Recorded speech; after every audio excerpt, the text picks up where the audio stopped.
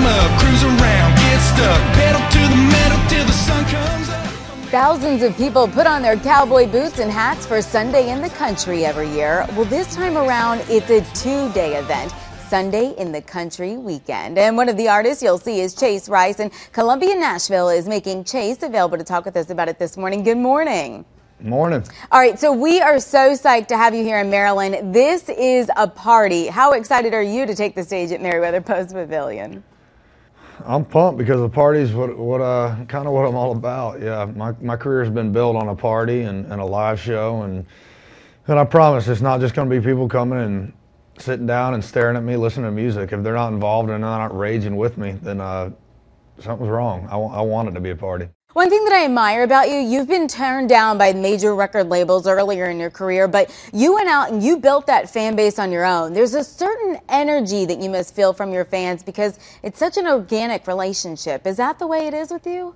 I know a lot of artists say they couldn't do it without the fans, but I literally couldn't do it without them. Mm-hmm. I mean, I didn't have radio. I didn't have, I do now. We're working on it anyway, but I literally, all I had was, if I show up to this venue, I hope there's people there. And there was, and people showed up, even if it was just 40 of them.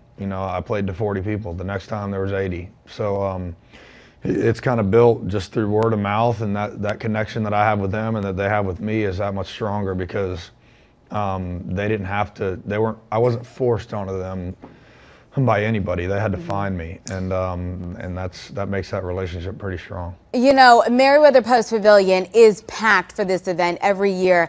Will you, or do you ever just take a moment out on stage to look out and just think of what's there and the fact that they've come to see you?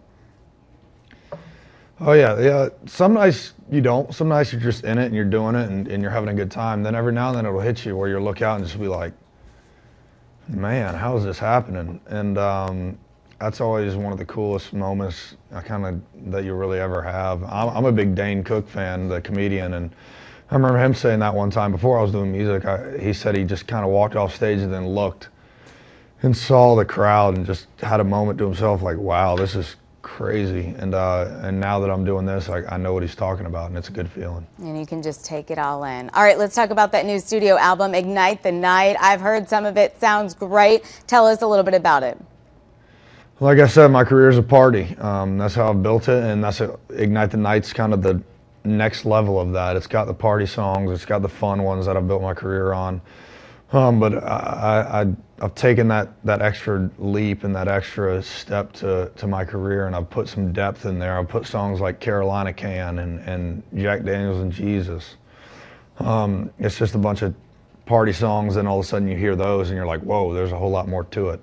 So it tells a story, but it tells it in a way that I think a lot of people are going to be, a little even surprised about. Well, congratulations on your success, and I know you will certainly ignite the party at Merriweather Post Pavilion, so we certainly look forward to seeing you there, and I'll be there as well, so looking forward to it, Chase.